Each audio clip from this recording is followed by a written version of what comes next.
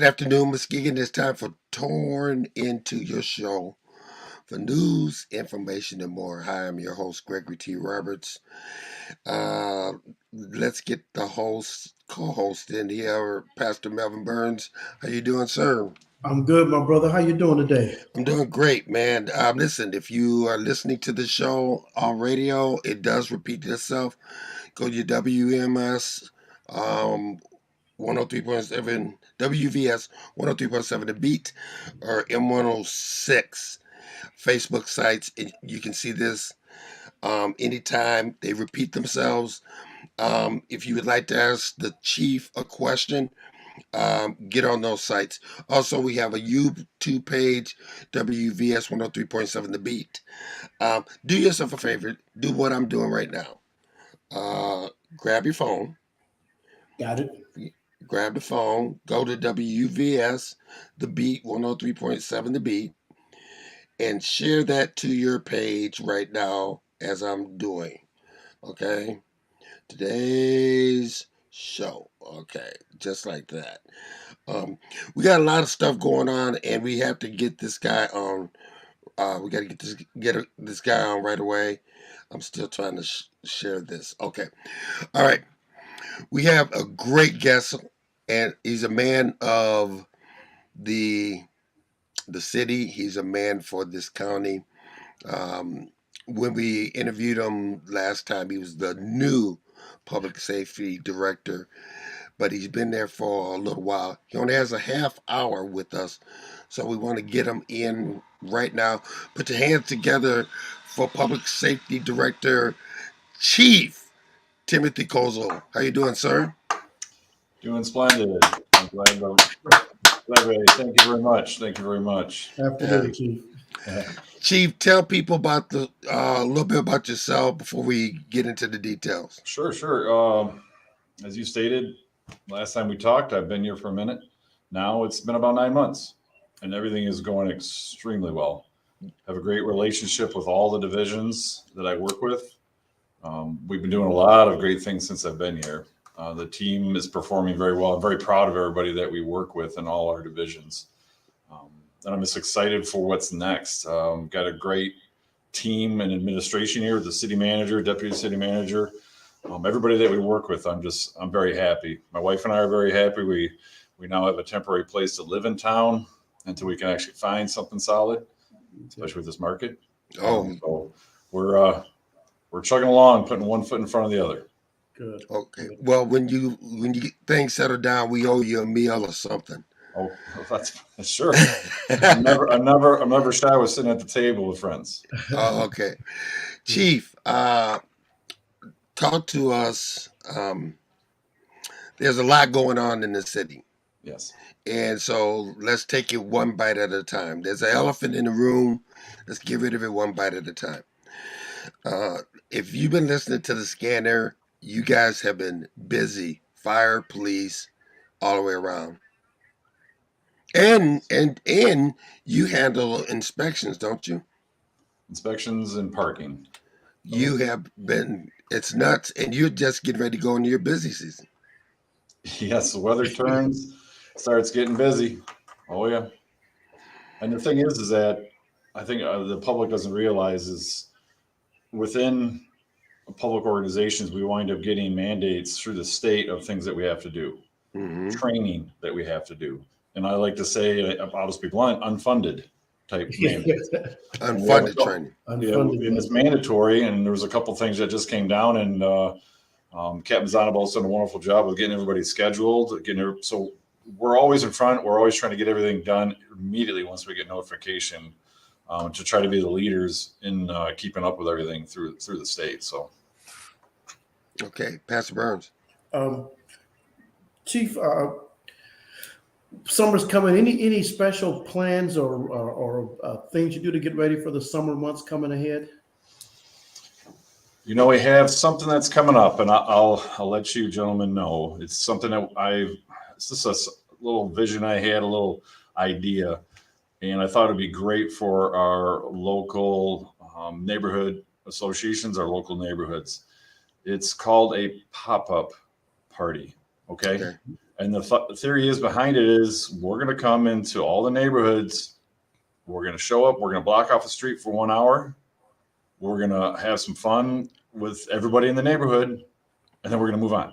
Okay. This isn't like National Night Out. This is us as police, fire, community leaders coming into your neighborhood, saying hi, having fun with everybody. This doesn't have to be kid related. This is community related. Sure. And one of my other thoughts is bringing culture to neighbors that might never experience that culture. And what I mean by that is we actually just had a meeting yesterday, and I had the director of the symphony here in town.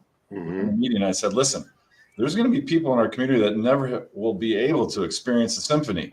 That's right. And hopefully we're going to be able to partner with them and maybe bring a 4-person brass into a local neighborhood and suddenly just play some music, have some fun, shake some hands, have some ice cream, have maybe a diffuser on the hydrant for kids to run around in, and just celebrate for a little bit, and then we're out.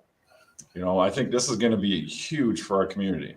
Chief, some people, they thought, oh, that's just soft, feel good stuff. But tell people the value in doing things like this from your perspective. Well, I think number one, it's expanding and allowing people to be able to experience things and experience us on a different level. Mm-hmm. Okay, unannounced. Mm-hmm. Let's be loud. Let's bring them there and let's interact. And remember I said it isn't just about the kids.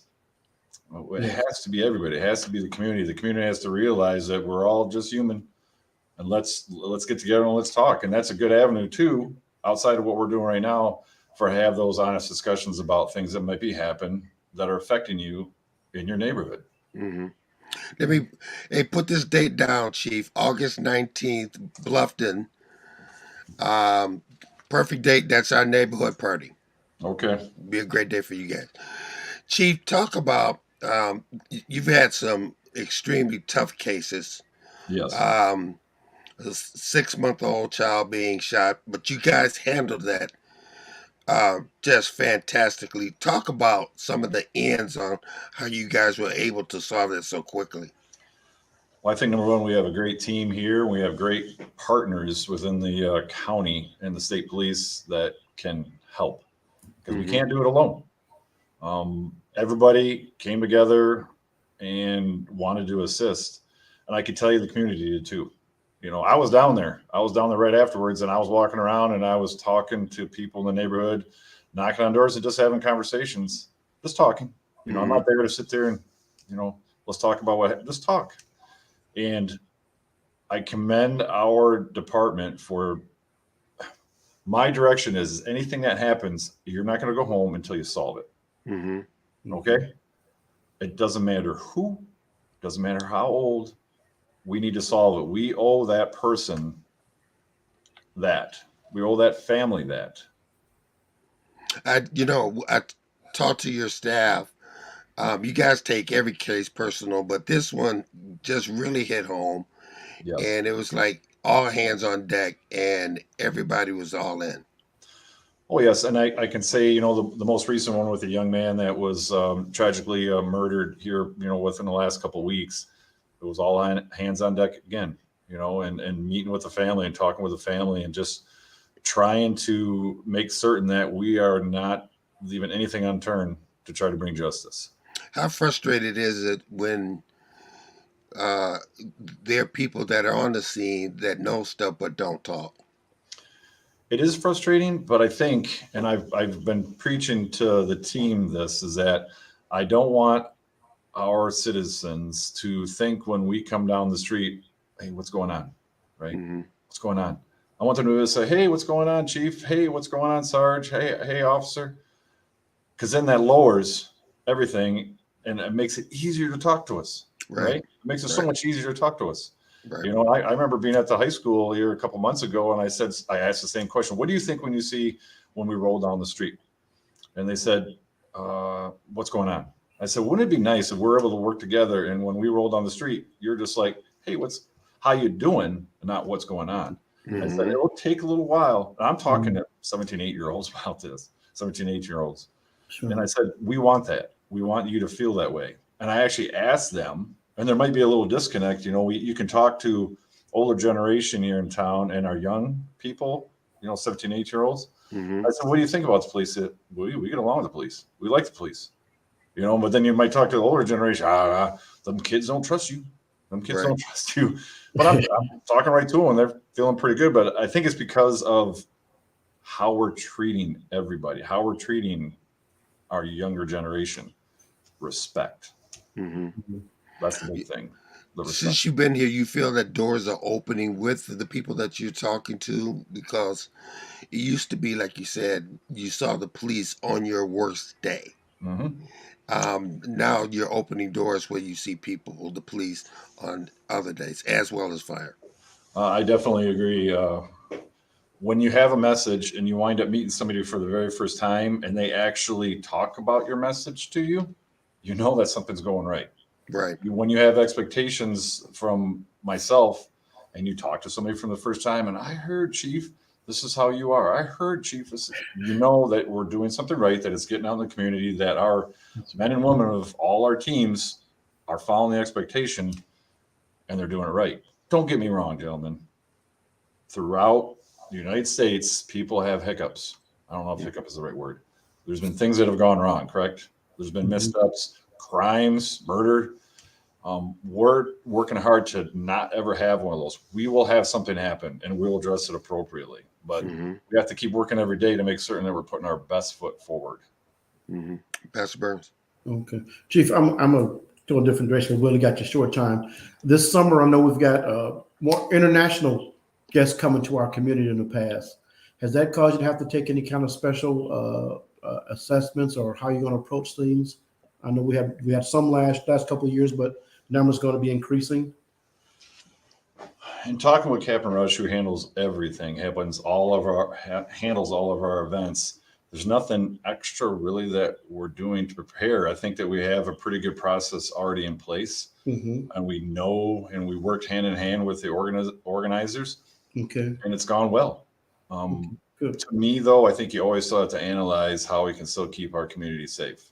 Okay. Sure. One of the things that I put in for through both Senator Peters' office and through Hillier Schulten's office is for a barrier to be able to put down, so we don't have an issue of possibly a vehicle assault. I don't know if you've seen those throughout the United States. Someone just rolls right in through a parade or rolls right in through a crowd. So I want to protect everybody.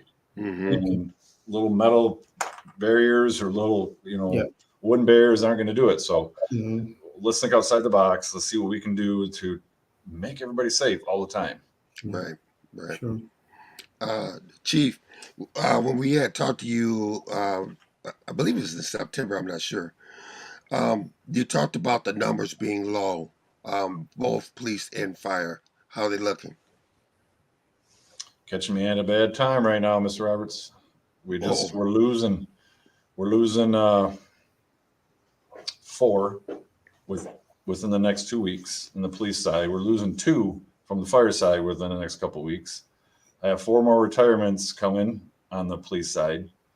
So we're allotted 77. I'm at 68. So think about those numbers, right? Right. And what I do is I feel for the men and women that we're still working. That our numbers, we want to try to have 6 out there patrolling, let's say on the police side, when we might only have 4. Okay. Think about that first shooting that happens. Everybody's going to be involved. Everybody's going to be there. What's going to be happening in the rest of the city? So we're working diligently. We're recruiting. I mean, we're putting people through the academy now and paying for it and paying them a wage. We're trying our best to keep bringing people in. Talk about how tough the recruiting is, though. It is, everybody's looking for good people. It is. It's very difficult. And what we're finding, and I hope I'm wrong on it, is that a lot of people don't want to police in their community. That's hard. It's hard to police in your own community. Yeah. Back in 1989, when I first started, and I grew up in Grand Rapids, I didn't want to work in the Grand Rapids area. It wasn't like I was doing anything wrong in the Grand Rapids area, but I wanted to go elsewhere because I knew too many people. I didn't want to have that. So we're encountering that a little bit. So we're really thinking outside the box to go further away to try to recruit, to try to bring people here. we're talking every day. I just talked with the city manager yesterday about some ideas of how we can recruit, but also retain. Right. The retaining part is big. Because really, we want people that live in our neighborhood to police our neighborhood. True. Former Judge Pittman said this. Someone asked him the question, what do you do when a friend of yours or somebody comes in front of you? He said, well, if they're a friend of mine, they wouldn't come in front of me. Yes. And so that's the same with the policing and the same with the fire. Yeah. No, I agree. On the flip side, if we do hire from outside, let's come here and be a part of the community. Like my Right. wife and I, we live right here in the city. Let's be a part of the community. Then you know that you're invested. You know that you're a part of the community. If I don't have far to go to put my head down, I can be here right away. So I agree. It's just difficult. We open it up, we publicize it, we talk to the schools to try to get young men and women to come here just for our recruitment so we can put them through the academy. We've noticed some things that we can work on, like simple things as interviewing. Just simple interviewing, right? Mm-hmm. So now we're putting together, after we do our testing and we have our candidate pool, we're actually going to offer up a set time you can come in voluntarily. We're not going to force you, and we're going to work on interview techniques with you. This is not just for the police department, but for your life, for your career. Maybe if you don't make it in police work, maybe somewhere else, but we'll be here for a half hour. We'll give you some something to work on. We're just trying to think outside the box of how we can still keep people in the process and not bump them out during an interview. Does that make sense? Chief, I want to tell you, I'll help you on that one, because I'm one of those individuals that didn't have any of the firefighter experience, didn't have the EMT experience. What I did have, though, the ambition to want to be a firefighter. Mm-hmm. I did the testing, and everything, and ended up in a high projectile, and had a chance to fulfill that goal. But I was the fire department that gave somebody with no experience the chance to earn firefighter 1, firefighter 2, Mm-hmm. hazmat 1, hazmat 2, EMT, all that kind of stuff, and someone that was from the community, a job in this community. That's what we should be doing, is we have to put that trust. And the way I talk about it with everybody is, listen, it's about putting the trust in that individual, number one. And we have a process, right? Just like you went through that year of being on probation, right? And you went through a heck of a lot of training when you were here, correct? Oh, you being too kind. It was called Hell Year. Yeah. That's what it was called. My point being is if it's not working out, it's not cutting it, or you're just not figuring it out, there's a way to be able to move on, right? Right. It's the same way here at the police department. And we trust our field training people. We trust our trainers at the fire department to make certain that we are molding that ball of clay, right? Mm-hmm. That's firefighter from Muskegon, the best police officer from Muskegon. Mm-hmm. Pastor Burns. Chief, again, I know that story all too well of recruiting candidates. You've been in law enforcement a long time. You could probably attest to how much different candidates are now versus 25, 30 years ago. Yes. Just the preparation, or some people seem to be really, really prepared, and some that just seem to have wandered in and like you think, have you heard of this profession before? Correct. Yeah. Yes, I agree. Simple things of, what do you know about the Muskegon Fire Department? What do you know about the Muskegon Police Department? Yeah. I don't know. Well, you just applied here. It would be nice if you knew just a little bit. So, and then you have people that have come in and sit in front of me, and they know everything about Chief Kozal, my expectations, how I've lived my life. And it's like, you really are shocked. They really have gone deep into it. It's almost a little scary. Mm-hmm. But you almost have the concern, if I get them, am I going to be able to keep them before somebody else snaps them up? True. I think with any job, though, if you're going to go work and want to be an executive, or you want to work for Amazon, you're going to want to know as much as you can about the business, right? You should. Bank, you want to know about the bank. Yes. Just little things like that. Sometimes I think we miss out on. And I've actually had a conversation with Superintendent Cortez about this, saying, hey, Matt, I think we're missing out something here. We're missing out something with our young people when they're coming out of high school. They don't have this knowledge about this. And it doesn't take long to talk to them about it and to give them some good keys of how to come out and have a career. But to get to that career is that one little step that we all go through, and that's an interview. Mm-hmm. Yeah.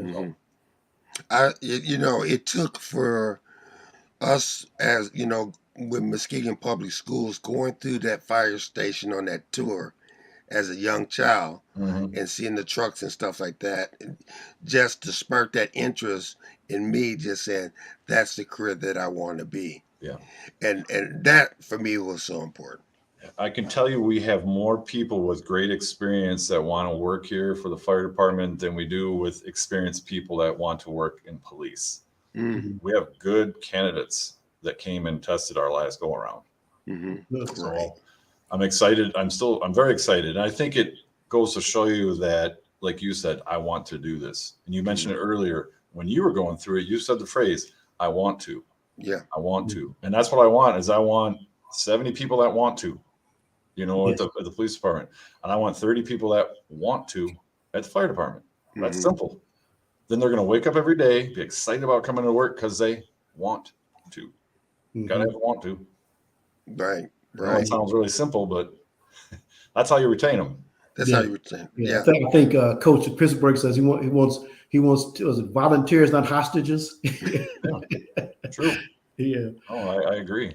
Yeah. Okay, so it's 24. Time flew. Yeah. Oh, yeah. So, Chief, what are some of the keys of if you're interested, a young person that's interested in going fire, police, or inspections? What are some of the things that they can do now to attain their goal? Because you can have a job, a career for life in the city that you live in. Correct. If this is a passion, if this is something I'll back up. If this is something you're thinking about, then just make the call. Captain Zonabelt gets calls all the time about when is there open positions, when is there testing. By the way, for everybody that's listening, for everybody that is out there, we're opening up again for the recruitment process to be able to put people through the academy right now. And anybody can apply. You don't have to have a degree. You don't have to have a degree. Okay. So this is something that came through the state. They give us a certain amount of money to not only pay a wage, but also pay for their academy. And then we actually send them to the Grand Valley State University Academy. We have three individuals in the academy right now. We're looking to send maybe 7 in August. So we're opening it up. It's a simple process of taking the initial test, which is more like an aptitude test. It has nothing. We're not asking about the law or anything like that. And this is all done by the county human resources, just a requirement because we're a civil service organization. Right. And they come and do their interview. And that's where I want to be in between that test and that interview where we can have that, come on in. Well, I'm not going to give them the questions. Don't get me wrong, but here's how you prepare. Yes. Please come dressed more than just ripped shirt and a tattered, jeans, Right. Those little things.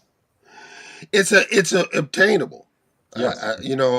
Speaking for me, they gave me a book and said, study this book on firefighter procedures and stuff like that.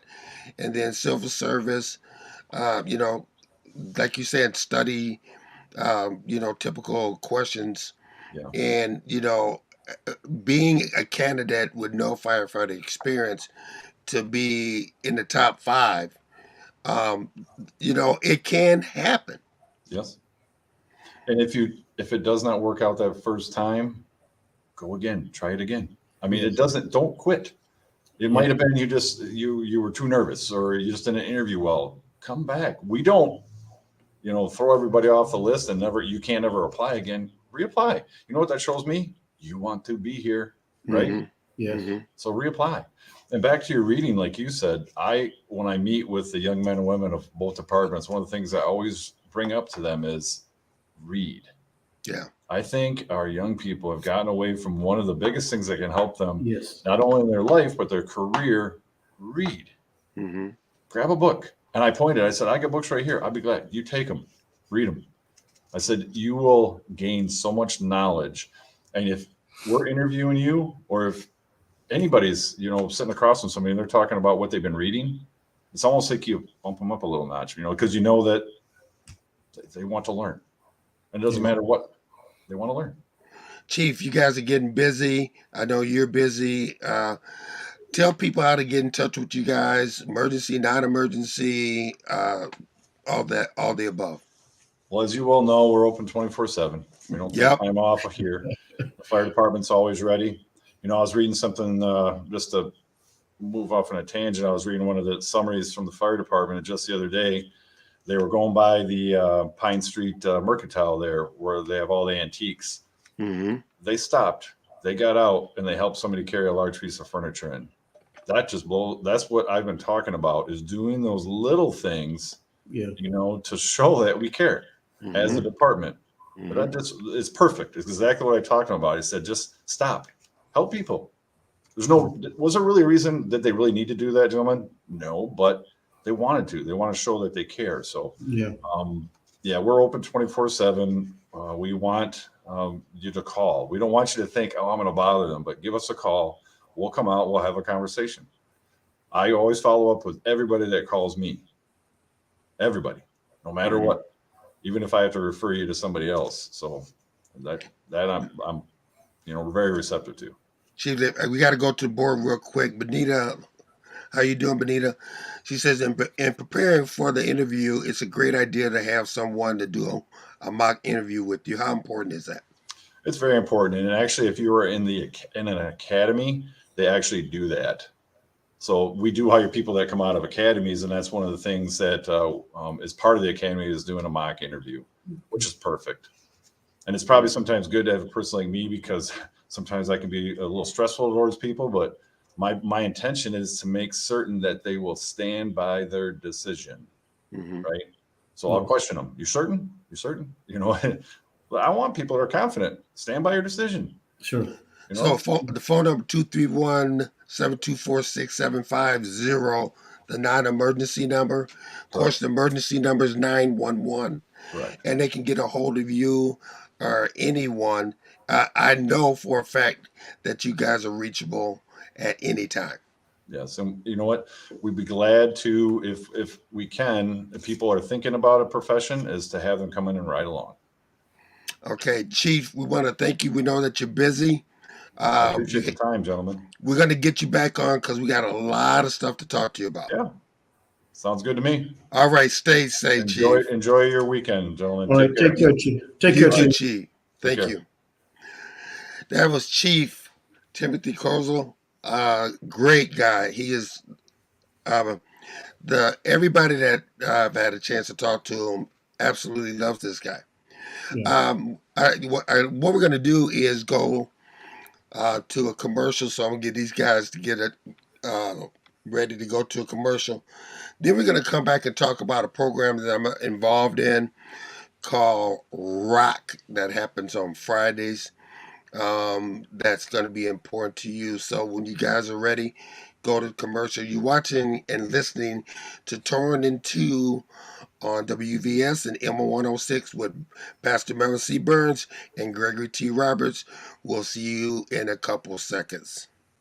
The wait is over. The all-new Umoja Radio Network, home to over 40 black-owned radio stations and podcasts, is here for you. Connect to the world's fastest-growing collection of unapologetically black and proud media, from podcasts to independent black-owned radio stations, and access to the important news and music you need. Umoja Radio is from our culture, by our culture, for our culture. The all-new Umoja Radio is available right now on Google Play and the Apple Store. Join the movement. Be empowered. Welcome back to Torn in Two, bottom of the hour, fire. Let's say 2:31. Weather forecast today. It's a 70% chance of rain. High 64. Saturday through Thursday, all sunny. Look like the lowest will be 46, and that will be tomorrow. Next Friday, they're looking at high. Possibly is 79 degrees. Oh, wait a minute. All highs I'm sorry. Those were lows. All 64, 65, 68, 73. So it looks like we turned that corner, brother. Hey, Memorial Day weekend. I'm ready. Okay. I just want to reiterate a little bit what the chief said and talk about two things. If you are somebody that is just getting out of school or getting ready to get out of school and would like to be a police officer or firefighter, you can do that in this community. Now, in some communities, you have to have your college degree. You have to have, in firefighting, you have to have your state licenses: firefighter 1, firefighter 2, hazmat 1, hazmat 2, EMT. You have to have all that stuff finished. What they're saying is they're taking you right off the streets, Yes. paying you to go to school, Yes. and paying you to be trained, and you can have a position or a job that will last you forever. Now, is it one of those jobs that it's a tough job? You're damn skippy. But you know what? It's, the chief is trying to change things that, you don't see the police on your worst day. Right. You don't see the fire on your worst day. Yeah. You see them on other days. And Melvin, talk a little bit about how important that is before we go to our next issue. I say this, and it's interesting he says that. I work at City Hall, and I tell people when people come there, they may come there once or twice a year. We know everything there, so there's a little bit of anxiety. Yeah. And you know that feeling when you're driving and a police car pulls up behind you. Oh yeah. You know how your anxiety goes through the roof, and so when you get out and they walk up to you, that anxiety you feel. And imagine the difference when it's somebody you know, or you've talked to that person before, or they might even call you by name. Right. How this brings it. You still could be do right or wrong, whatever, but just it brings it down a bit, or you don't have the hesitation of seeing something that happened. Let's take the criminal part out of or reporting crime part out, but just you're comfortable telling them about, like you say, you invited the chief to come to your neighborhood barbecue. It's just it brings everybody's anxiety level, because just like you have that anxiety when an officer pulls up behind you, he has no idea what you're doing in that car, who's in there with him. So he's got a little bit too. Now he's been trained, but they'll show you his is going up too. When he drives to your neighborhood, he doesn't know anybody either. So we're all trying to get to know each other. Another thing I'm going to say that, Greg, again, we know how unpopular law enforcement is in some communities. Oh yeah. But for you mothers, grandmothers, fathers, aunts, uncles, it's a good career. And if you're saying you want to see people look like in your community, tell them to go down and take the test. Tell them to go down and talk to some of the officers. One thing I know about police and firefighters, they will talk to you about the career. They won't like I want to. They will tell you the good and the bad. They'll give you an honest view of the career. And so encourage your children, grandchildren, nieces, nephews. Go talk to the officers. Go talk to the chief. It's a good career. It's a good living. It's a good retirement. It's hard. It's good hard work. But there's absolutely nothing wrong with it. So I want to commend the chief for even putting that out there in that way. I'm impressed at how his desire to want to touch the community, and again, making those career opportunities available for young people. I could tell you a story real quick that he said, "Okay, guys, I want you guys to on Sundays to go to church," and the guys are like, "Whoa, wait a minute." You're going too far now. You're moving too fast, Chief. Well, they probably said we might see too many people that we picked up on Saturday night. Yeah. So he's doing everything to really change, and we like Benita. Let's get her on there. She applauds. We applaud them too. He's really did a great job, and you said something that was very funny. That not funny, but you said something that hit the nail right on the head. That you want somebody that looks like you, that know your family, to pull up behind you. Yeah. And that is possible. Yes. I mean, like I said, I am one to speak and say that, a kid off the street, absolutely no training, that did it. It can happen. And this is what we do. We need people.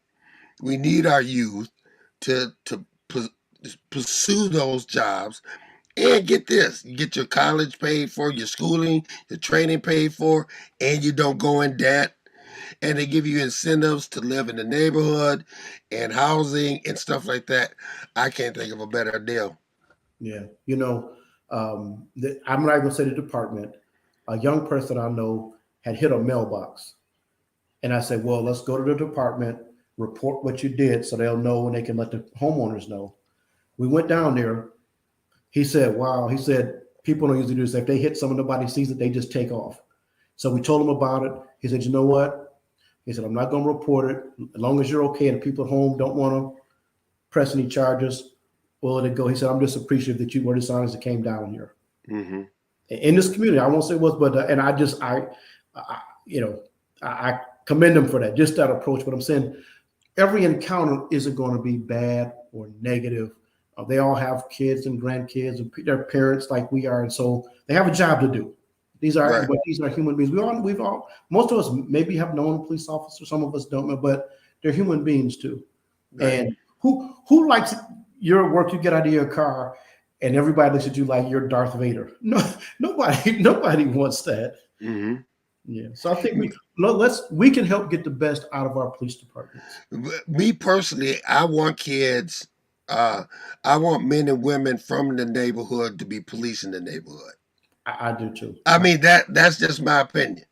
Yeah, I'd like to see that. It's okay to have a mix, but I want them to have an opportunity. I want them to, you know, and again, I don't want to say it's not just. And I heard you say it's not just Muskegon. Muskegon Heights is having this issue. We're finding that young people from all over the country don't want to be police officers in their own community. No. And so that's a growing trend, and that's flipped over the years. And so, but what better place? And we know it'll be a challenge, but what better place to do it than in your own community?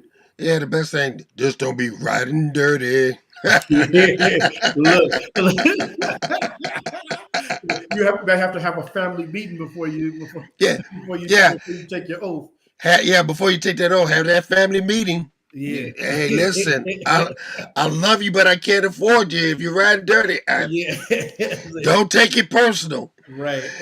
Anyway, I want to thank the chief for coming on. We're gonna have him on again real soon. He is busy, and if you the police scanner, I'll tell you what, the police and fire are busy, and the temperatures haven't even warmed up yet.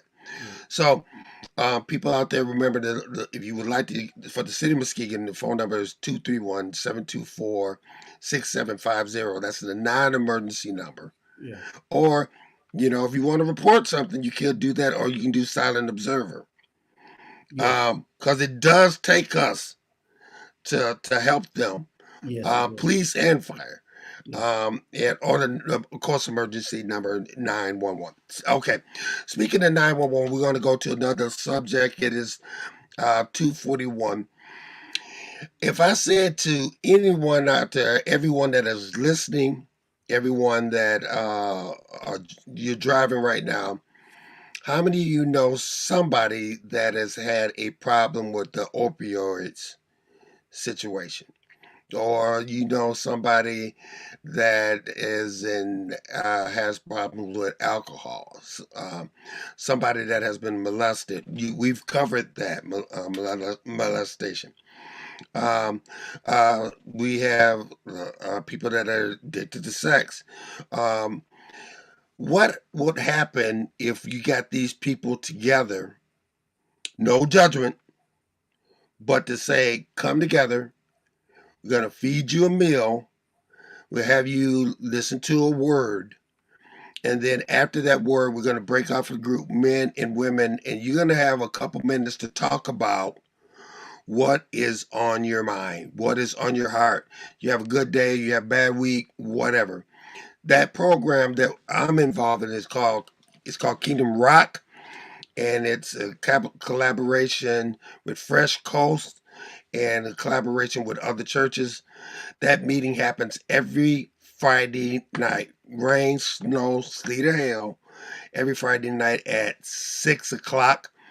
And what we do is, again, um, we have people that listen, you can have 5 years in, or this could be your first day sober.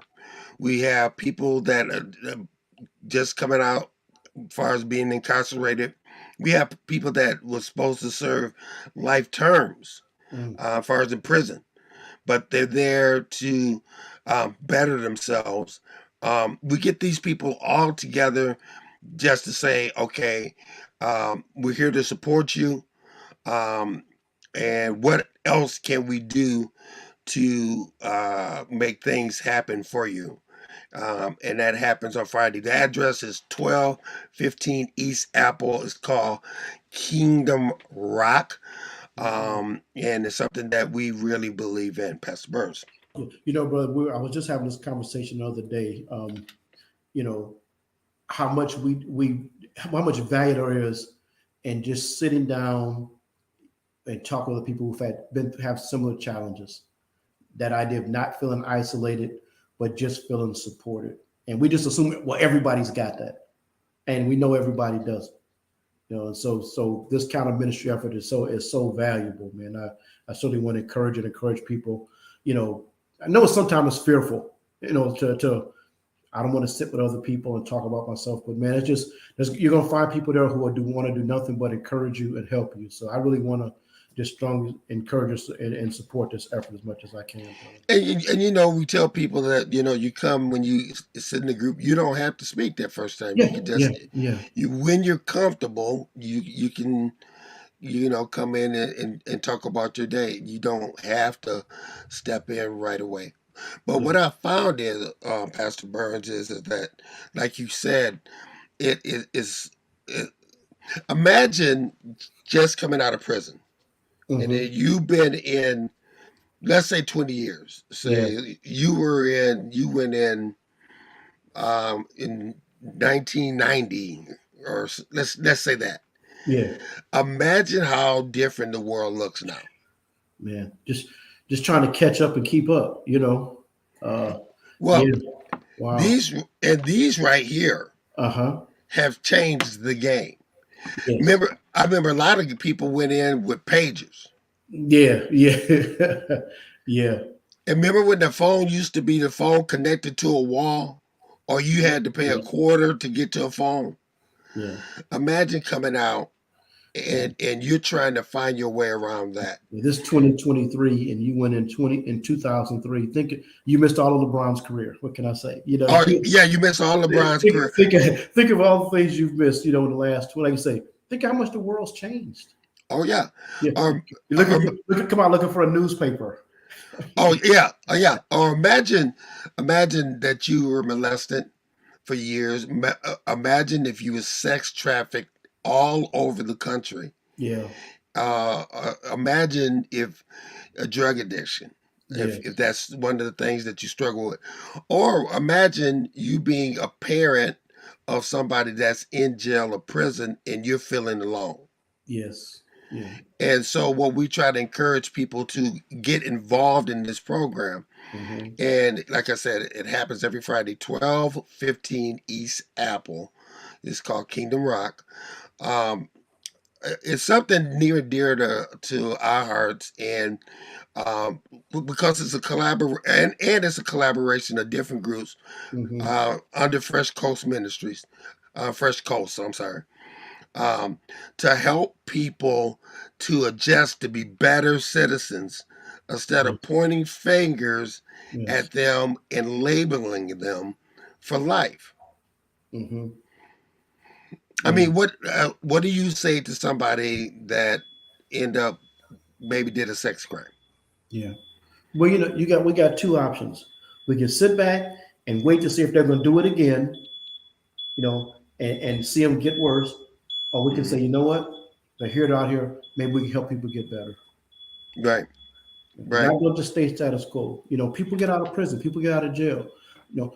I love to tell you, sex traffickers and child molesters stay in prison their whole life. They don't. And so, what do? We got to deal with it head on. And then instead of ostracizing and criticizing and condemning, maybe there's some other ways we can go about this. Also, there is a homeless problem here. You know, brother, you say that, and I didn't want to ask Chief Cosmel about this, Kozal about this, but you know, in the last couple of months, I've become a little more aware of the, you know, I'm not oblivious to it, but a little more aware of some of these little encampments around town.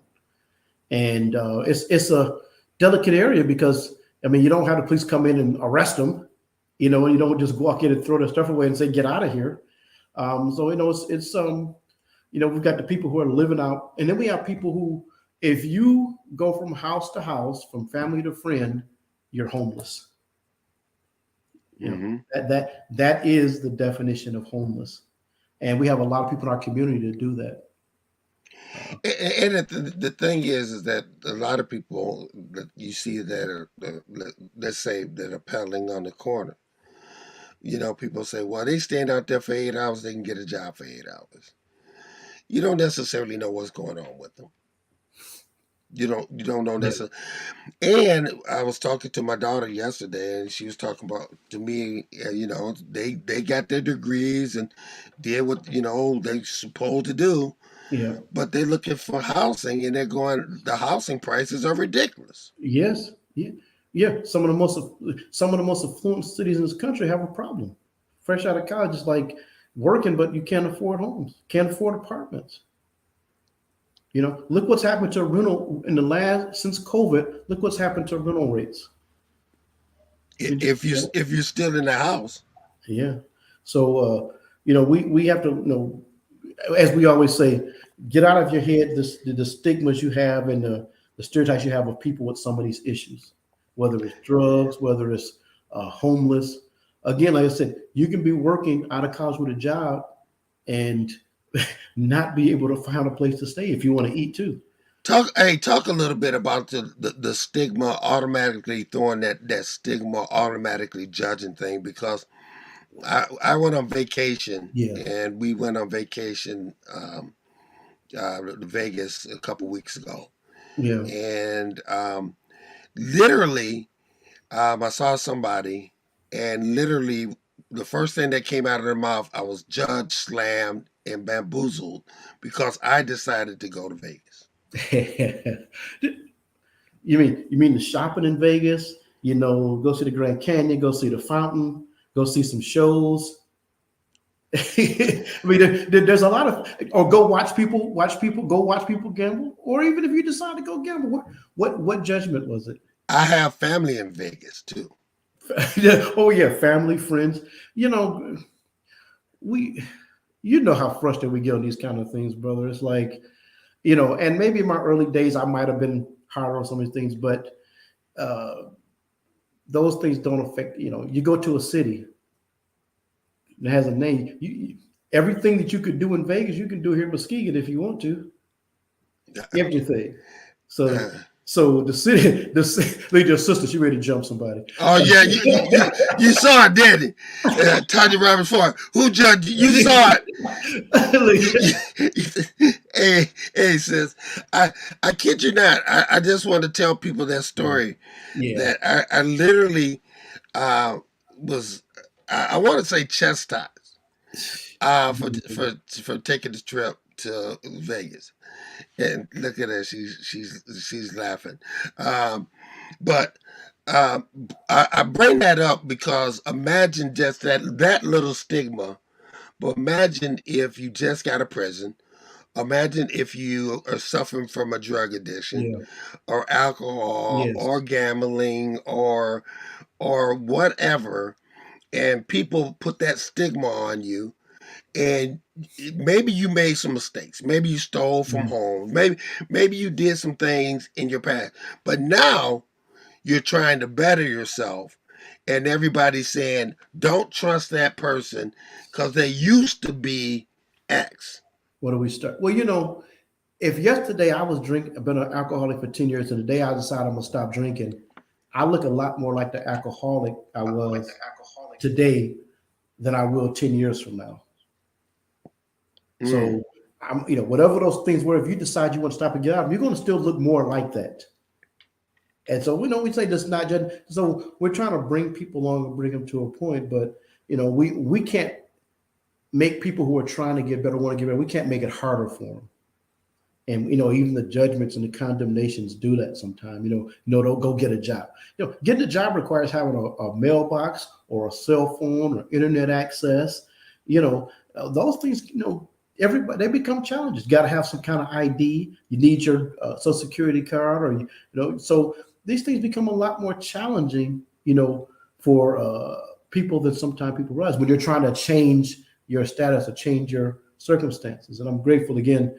There's people in town that are helping people. There's people in town who help people with expungements and those kind of things, and not just here, but all over the country. And those kind of things, I hope people don't become deaf to those things, and encouraging people to go to those places, help people get IDs, help people do expungements, help helping people, donating clothes for people who that's one of the things I do with old clothes. I make sure I donate them somewhere where people can have access to them. Exactly. So we take those things for granted. Go get a job. Well, if I've been living horribly and homeless or whatever abuse, I probably don't have to go get a job clothes. So all these things matter. Or we have a transportation challenge in this community. Oh yeah, yeah. Let's go to back to Georgia. Tanya Roberts Ford. She said the thing is people need to stay out of people's pockets. She further said, bringing up someone's past is like breaking into their old home. You don't live there anymore. All right. Go on, sister. Preach. Right. Yes. So those things happen, and we wanted to let you know because let me tell you what, the stories that you will hear will impact you. Yes. And will affect you. And if you're saying that I've never struggled with anything, I haven't struggled with drugs, alcohol, or whatever, good for you. But how about you just come and support somebody and say, yes, hey, let me take you out to lunch. Let me take you out to coffee. If we once we become community, because if you think this is just a Muskegon problem, Muskegon Heights problem, you are. Let me sell you a bridge, because this opioid is a problem, alcohol is a problem, gambling, sex trafficking. Oh my goodness. Muskegon is huge in sex trafficking. Yes. And so the people, imagine the people that sex trafficked and the people that were trafficked getting out talking about how they are now and how do they get better. Yes. So do we sit back and shun these people forever? Or do we, get with these people and make them part of the village? Yes. And that's what this is all about. It's Kingdom Rock. It's 1215 East Apple. That's happening tonight at 6 o'clock. It's a Fresh Coast initiative. And many churches are helping as well. I'm going to be speaking tonight. Let me see. Oh, back to Georgia. Atlanta is the hub for sex trafficking. Yes, it is. Yes. And I found another. I didn't believe there's another city I found out, big city for sex trafficking, Milwaukee, Wisconsin. Oh yeah. I was reading. I got a family there. I was reading this article about 2 years ago, and it was just amazing. They were saying the system there is so sophisticated. The older men who've been and women who've been sex trafficking, they train the new ones coming up.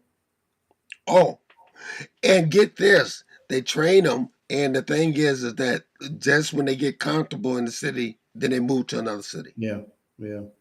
So nice in the city and places you think, man, it's just good for people to have a place, to talk about those kind of experiences, and again, man, for people to just be able to, if you don't want to talk, but just to show up and listen. Sometimes when we hear the other challenges or things people have been faced with, it emboldens you to maybe say something. And, it's some freedom in that, So again, I want to thank you and other people that are taking their time. Friday evening, there's always a lot of things you could be doing on a Friday.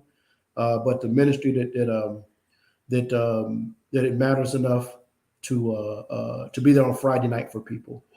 Hey, I got to go to Jennifer Ross. Hey guys, June 16th to 18th. We got a couple seconds to talk about that. How proud of you? Thank you, Jen. To talk. How proud of you Pastor Burns, for that to be happening in your community? Excited about it. For us Northern folk, Jennifer and her team is doing an amazing job. We'll get her on June 16th through 18th. She was on last week. That's right. I'm sorry, Jen, missed you. Mona Lake, missed a tremendous. It's not just Muskegon Heights event, and it's not just a Black people event. It's a big celebration. I'm looking forward to being a part of it this year. Hey, we got 2 minutes. Talk about, I want you to go back on that. It's not a Black thing. It's a everybody thing. It is an American holiday where we celebrate the veil of ignorance being lifted. Just like we celebrate 4th of July or Memorial Day, we want to celebrate the fact that all Americans were able to experienced the freedom that came from the end of slavery after the Civil War.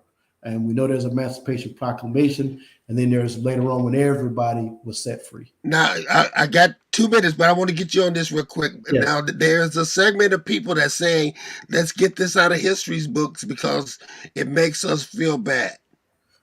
A lot of things in history will make people feel bad. Something in history is going to make you feel bad. But why don't you feel good about the people who found out they weren't slaves anymore? How about feel good for those people? You can choose what you want to feel good or feel bad about. Well, hey, brother, I gotta say one thing before we run out of time. I was on vacation. You and Tanya Roberts Ford, the show you guys did talking about life insurance and burial insurance and wills and planning. I caught about half the show. I was in the car, but man, a great show. So much needed information for people. I share it with my congregation from time to time. Act of love for your families is taking care of those items for your family. And so I want to, I really appreciated the show. Wish I had been here. I caught about half of it, but just good information. I didn't get a chance. I do want to get Tanya's book, but just, we can't say this kind of things enough. So I commend her for, from her experiences, realizing, hey, this is some information we need to get out to people. I got the book. It's fantastic. Jen said she'll come back. We'll have you back again. Tanya, we're going to have Tanya back on the show again as well, because that information that she has, and wait till you see the book. It has everything that you need for those hard conversations. She said, thank you. It's absolutely needed. Thank you, Tanya. But everything, every form that you need to take care of. We're getting older, and you're not promised tomorrow. Okay. Right. Hey, that's the show already. It's Friday, 3 p.m. Thank you so much, people, for listening. Listen, go share this information. Thank you for Chief Timothy. Thank you for my pastor, Melvin C. Burns, my buddy. My brother. People, if you're not busy, 12:15 East Apple tonight. Rock. If you're suffering, but if you just want to be a part of it, come on out. Go sow a seed in somebody's life, as we always say, this weekend, and you can make this world a better place. Take care. God bless, brother. God bless.